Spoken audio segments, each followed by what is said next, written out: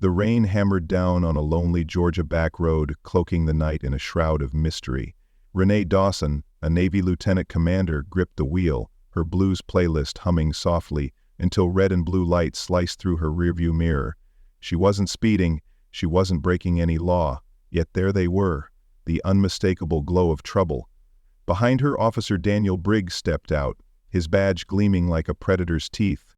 He thought he could bend the world to his will, until he picked the wrong woman to mess with. What happens when power collides with resilience, when a routine stop spirals into a showdown no one saw coming? Stick around, because this isn't just a traffic stop, it's a reckoning. Who do you think wins when the untouchable meets the unbreakable? Drop your guess below, I dare you. Renee Dawson gripped the steering wheel of her beat-up sedan, the hum of a blues tune crackling through the radio. It was late, past midnight, and she was bone-tired after a grueling shift at the naval base near Savannah, Georgia. The road ahead stretched dark and empty, a rural strip cutting through the outskirts of town. She wore a faded gray hoodie and jeans, her hair pulled back tight, blending into the night like she wasn't anyone special. But Renee was special, a lieutenant commander in the Navy, forged by years of discipline and grit. She didn't flaunt it, though. Not now, not here. She just wanted to get home, crash into bed and forget the day. Then she saw it, a flash of red and blue in her rearview mirror. Her stomach tightened, not out of fear but exhaustion. She knew this dance too well. A white patrol car closed in fast, lights pulsing like a warning. Renee sighed, flicked on her blinker and eased onto the shoulder. She shifted the car into park, hands resting on the wheel where they'd be seen. 15 years in the military had taught her the drill. Stay calm, stay visible, don't give them a reason. She turned down the radio, the blues fading into silence, and waited. The patrol car door swung open and out stepped Daniel Briggs. His heavy boots hit the ground with a thud, one hand on his belt, the other clutching a flashlight. The beam cut through the dark, landing on her license plate, then her window. His badge caught the light. Briggs, a name that carried weight around here, or so he thought. Renee watched him in the side mirror, sizing him up. Tall, broad-shouldered, with a jaw set like he owned the road. His stride screamed arrogance, the kind of man who expected obedience without earning it. "License and registration," he barked, no greeting, no courtesy. His voice was flat, practiced like he'd said it 1,000 times and never cared about the response. Renee met his eyes in the mirror, cold, unyielding, and reached for the glove compartment. She pulled out her papers, sliding them through the cracked window. "Was I speeding, officer?" she asked, her tone steady, neutral but firm. Briggs didn't answer. He snatched the documents, holding them just out of reach, his flashlight sweeping over her car like he was hunting for something to pin on her. "Taillights out," he said finally, his words clipped. Renee frowned. "That's not right, I had it checked last week." She kept her voice even, but there was an edge to it, a quiet challenge. He looked at her then, really looked, his eyes narrowing. "You arguing with me?" His tone shifted, sharper now, laced with irritation. Renee felt the air thicken, that unspoken moment where power flexed and waited for submission. She'd seen it before, on bases overseas, in drills meant to break recruits, in countless encounters where her skin made her a target.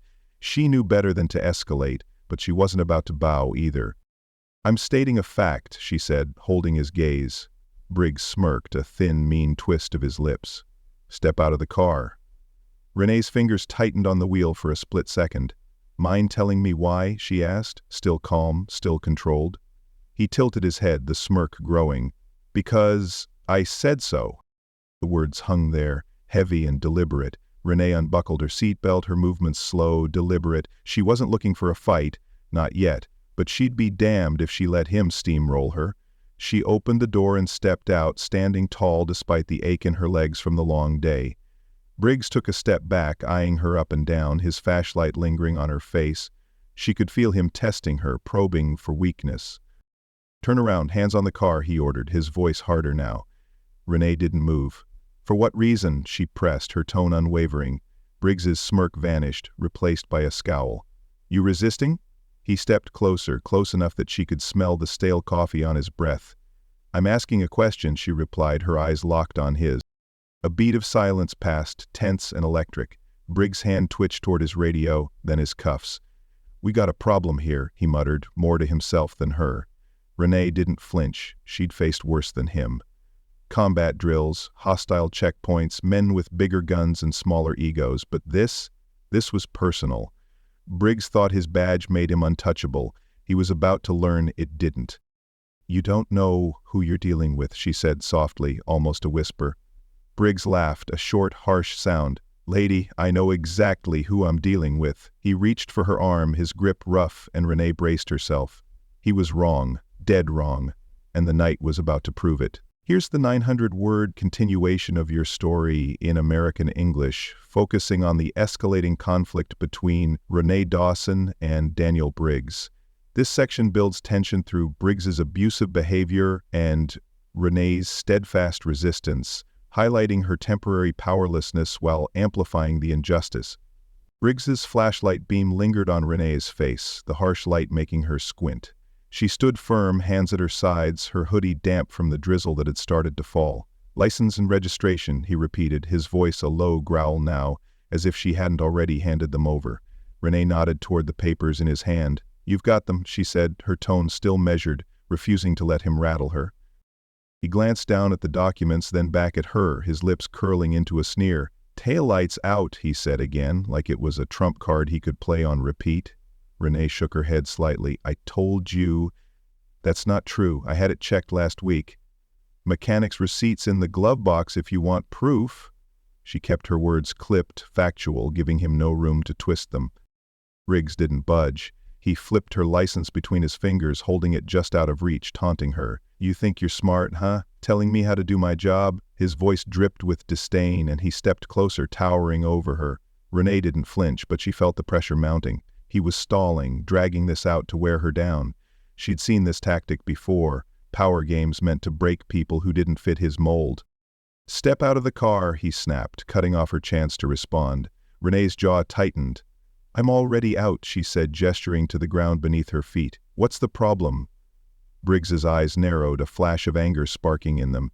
"The problem," he said, leaning in, "is you don't know when to shut up." Renee exhaled slowly through her nose, keeping her composure. "I have a right to know why you're doing this," she said, her voice steady despite the heat rising in her chest. Briggs smirked, but it didn't reach his eyes. "You don't have rights unless I say so." He tossed her papers into the air, letting them flutter down to the muddy shoulder. Her license landed face up in a puddle, ink smearing across her name. She stared at the mess, then back at him. "Pick those up," she said, her tone low but unyielding. Briggs laughed, a sharp, ugly sound, and kicked the papers deeper into the mud with his boot. "You pick 'em up, sweetheart," he shot back, "or I'll give you something real to cry about."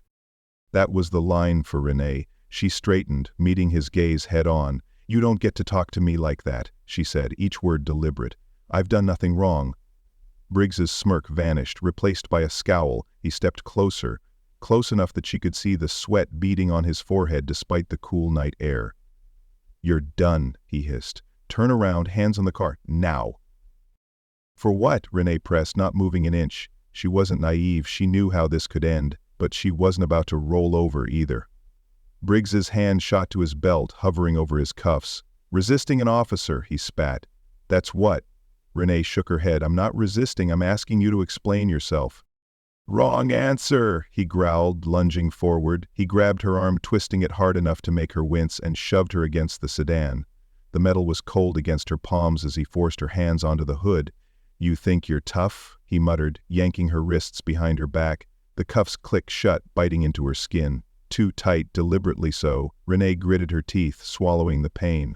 "You're making a mistake," she said, her voice low but firm. Briggs ignored her, tightening the cuffs another notch until she felt the metal scrape her flesh. "Keep talking," he said, shoving her toward his patrol car. "See where it gets you." He opened the back door and pushed her inside, her shoulders slamming against the hard plastic seat. Renee caught her breath, shifting to sit upright, her wrists throbbing. The door slammed shut, locking her in. Through the partition, she saw Briggs strut back to her car, kicking her papers again for good measure before heading to his driver's seat. He slid in, whistling a tuneless melody, and threw the car into gear.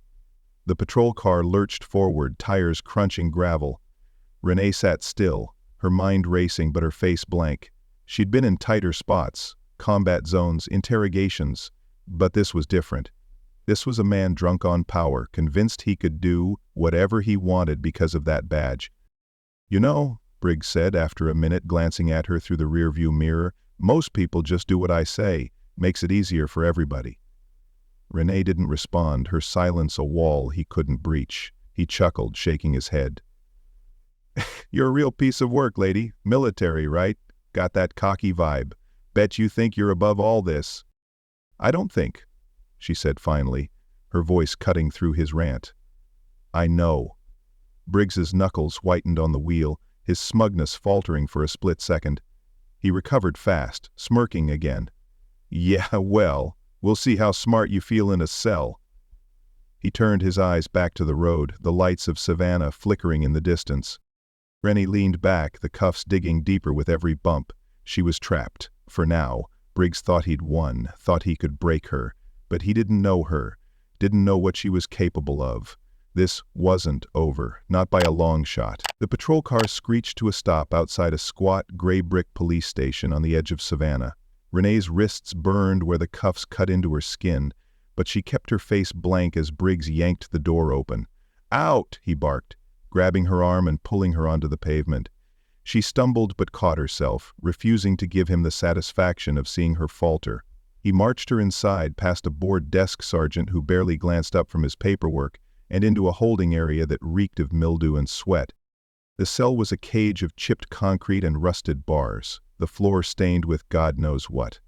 A single bulb buzzed overhead, casting a sickly yellow glow. Briggs shoved her in, uncuffing her just long enough to lock the door behind her. The metal clanged shut, echoing in the small space. Renee rubbed her wrists, red welts blooming where the cuffs had been, and sank onto a dented steel bench. It was cold, hard, and unforgiving, just like the man glaring at her through the bars. "Comfy?" Briggs asked, his voice dripping with mockery. He leaned against the wall, arms crossed, that smug smirk plastered across his face. Renee didn't answer, her silence a shield. He tilted his head, sizing her up. "You know, if you'd just played nice out there, you wouldn't be sitting in this shithole right now." She met his gaze, unflinching. "And if you'd followed the law, I wouldn't be here either," she said, her tone low but razor-sharp. His smirk faltered just for a second before he laughed, a harsh, grating sound.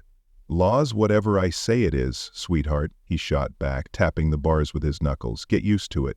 Renee leaned back, crossing her arms. "I want my phone call," she said, her voice steady, authoritative. Briggs's eyes darkened. "You don't get shit until I say so," he snapped, turning away like that settled it. From the cell next to hers, a voice broke the tension. "Man, you're a real tough guy, ain't you?"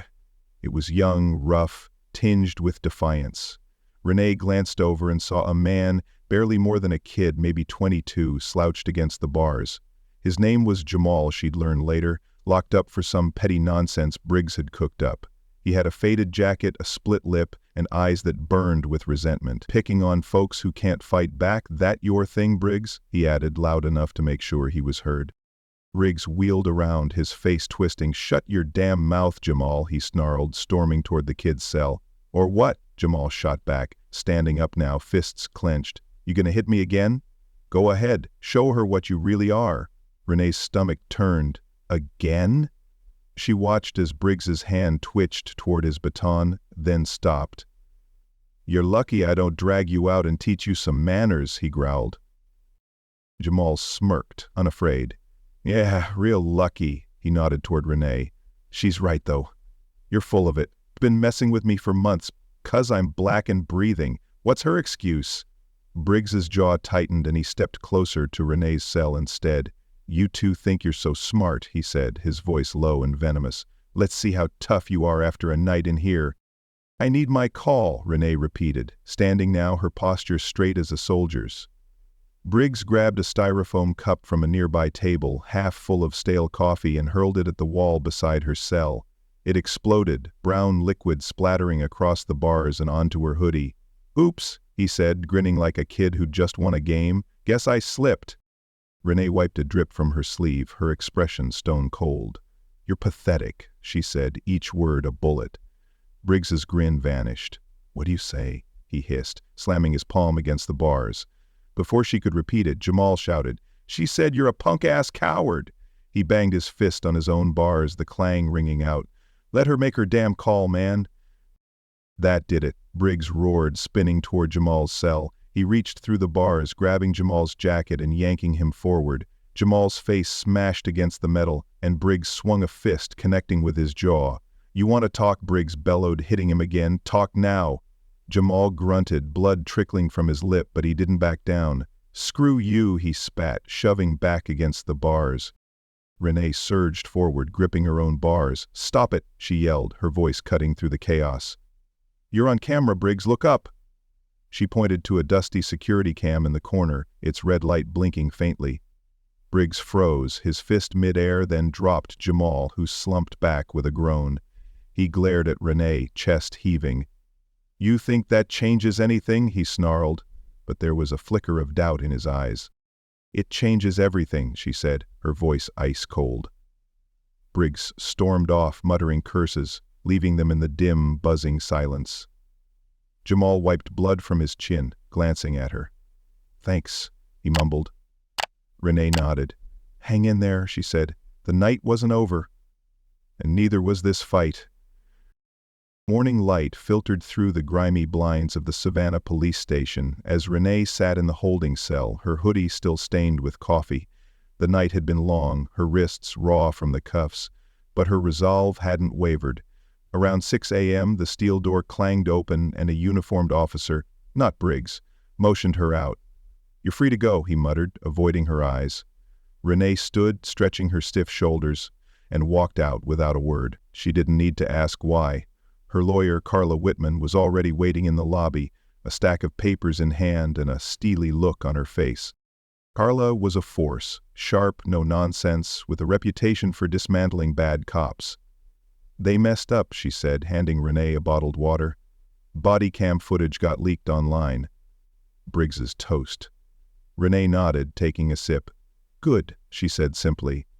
She'd known from the moment he'd grabbed Jamal that this wouldn't end quietly. Carla smirked. "Court's in 2 hours. You ready to bury him?" Renee's eyes hardened, more than ready. The courtroom was small but packed, the air thick with anticipation. Renee sat beside Carla at the defendant's table, now in a crisp blazer, her military bearing unmistakable. Across the room, Briggs slouched in his chair, still in uniform, his jaw tight but his confidence visibly fraying. Reporters lined the back, whispering about the viral video that had blown up overnight. Briggs cuffing Renee, beating Jamal, all caught in grainy, damning clarity. The judge, a wiry man named Harold Grayson, banged his gavel, silencing the room. "Let's get this over with," he said, peering over his glasses at the case file. The prosecutor, a lean man with a clipped voice, stood first. "Your Honor, we're here on behalf of Lieutenant Commander Renee Dawson, unlawfully detained by Sergeant Daniel Briggs with no probable cause. Evidence, including body cam footage, shows excessive force and misconduct, not just against Ms. Dawson but others." He gestured to a screen set up in the corner. "We'll play it now." Briggs shifted, clearing his throat. "Your Honor, Grayson cut him off with a raised hand. "You'll get your turn, Sergeant. Sit." The footage rolled. Renee's calm questions, Briggs's escalating aggression, the papers in the mud, the cuffs, then the cell block chaos. Jamal's bloodied face, Briggs's fist through the bars. Gasps rippled through the room. Renee kept her eyes forward, reliving it in silence. When the screen went dark, Briggs stood, his voice tight. "She resisted, Your Honor. I followed protocol, same with the kid. They wouldn't comply." The prosecutor spun on him. "Resisted how, Sergeant? By asking why she was stopped? By pointing out her rights?" He held up a file. "Ms. Dawson's record, Naval Academy grad, decorated officer, spotless. You arrested her over a taillight you claimed was out. No proof, just your word." Briggs's face reddened. "She got mouthy. I had to," Grayson interrupted. "Had to what, throw coffee, beat a detainee?" He nodded to the bailiff. "Bring in the witness." The door opened and Jamal walked in, his lips still swollen, his eyes burning with defiance. Murmurs spread as he took the stand. "State your name," the prosecutor said. "Jamal Carter," he replied, voice steady. "Tell us about Sergeant Briggs," the prosecutor prompted. Jamal straightened. "He's been harassing me for months, pulling me over for nothing, roughing me up because I'm black and he can." Last night wasn't the first time he hit me, got scars to prove it. He lifted his sleeve, revealing faded bruises. The room went silent, the weight of his words sinking in. Briggs shot up. "That's a lie, he's a punk, always causing trouble." Grayson banged his gavel. "Sit down, Sergeant," the prosecutor pressed on. "Your arrest logs show a pattern. Disproportionate stops of black drivers, excessive force complaints buried. Explain that." Briggs faltered, his hands clenching. I enforce the law. That's my job." "Your job," Grayson said, voice icy, "doesn't include breaking it." He leaned forward. "This footage, these testimonies, I've seen enough. Charges against Ms. Dawson are dismissed." The gavel cracked. "And Sergeant, you're suspended pending investigation. Step out of line again and it's over." Briggs's face flushed purple, his fists balled at his sides. Renee exhaled, a slow release of tension, but her eyes stayed sharp. Jamal glanced at her, a faint nod passing between them. Power had shifted. Briggs was crumbling, but the room buzzed with unease. Suspension wasn't the end. Would he walk away quietly or fight dirtier? Nothing felt final yet, and Renee knew it. The courthouse doors swung shut behind Renee as she stepped into the humid Savannah afternoon, the buzz of the trial still echoing in her ears. Reporters swarmed the steps, shouting questions, their cameras flashing like gunfire. "Lieutenant Commander Dawson, will you speak on the case? What's next for you?" She ignored them, her blazer crisp against her frame, and kept walking. Beside her, Carla Whitman smirked, flipping through her notes. "You're a hero now, whether you like it or not," she said. Renee didn't reply. She'd won. Briggs was suspended, her name cleared. But victory felt hollow. This wasn't her fight alone, and she wasn't here for the spotlight. Across town, Jamal Carter sat in a cramped legal aid office, his swollen lips still tender. The viral body cam footage had sparked outrage, but it was his testimony, raw, unflinching, that lit the match. A pro bono lawyer, a wiry woman named Lena Hayes, slid a stack of papers across the desk. "We've got a case," she said, her voice steady. "Civil suit against the department, racial profiling, excessive force, your history with Briggs plus Dawson's arrest. It's airtight." Jamal blinked, leaning forward. "What's that mean for me?" Lena smiled faintly. "It means we sue, we win, and you get paid. Big." Days turned to weeks, and the story shifted. Renee faded from the headlines as Jamal's name took center stage. His lawsuit ballooned into a class action, pulling in others Briggs had terrorized. Black drivers, kids from the wrong side of town, people without rank or resources to fight back. The department scrambled, but the evidence was crushing. Arrest logs, witness statements, that damning footage. In a packed courtroom, a judge awarded Jamal and the plaintiffs a settlement, $2 million split among them, with Jamal pocketing the lion's share. Reporters dubbed him the voice of the voiceless, a kid who'd turned scars into justice. Jamal didn't waste it. He paid off his mom's house, enrolled in community college, and started a youth program, mentoring kids to keep them off streets he'd once walked. At the ribbon cutting, he stood in a cheap suit, grinning through a still-healing lip. "This ain't just for me," he told the crowd. "It's for everybody." Briggs stepped on, "and that lady in the cell next to me, she made it happen." The applause was deafening, but Renee wasn't there to hear it. She'd declined the invite. Back at her quiet apartment, Renee sipped coffee, scrolling through news alerts on her phone. "Jamal Carter wins historic settlement," one read. She smiled faintly, setting the mug down. Her lawyer had pushed her to go public. Talk shows, advocacy groups, even a call from the mayor's office offering a medal. She'd turned them all down. "I'm not a poster child," she'd told Carla over the phone. "I just did what was right," Carla sighed. "You're stubborn as hell, you know that?" Renee chuckled. "Always have been." Briggs's fate sealed the story. Suspension wasn't the end. Jamal's suit cracked the case wide open. Internal affairs dug deeper, unearthing a trail of complaints buried by lazy brass. Then came the bombshell: criminal charges, assault, falsifying reports, civil rights violations, enough to bury him. At his arraignment, Briggs stood in a rumpled suit, no badge, no smirk, just a man watching his world collapse. The prosecutor cited Jamal's testimony as the tipping point, his words echoing through the courtroom. Bail was set high and whispers of jail time hung heavy. He'd lost everything, not because of Renee, but because of the kid he'd dismissed as a nobody. Renee leaned back in her chair, staring out her window at the quiet street below. Her phone buzzed. A text from her captain. "DOD wants you to speak on this. Your call." She typed back, "Pass," and hit send. She'd fought her battle, cleared her name, and that was enough.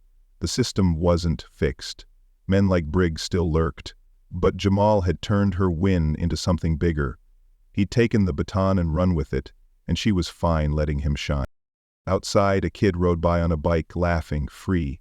Renee watched him, her mind drifting. She'd stood up for herself, sure, but also for him, for every face Briggs had ground into the dirt.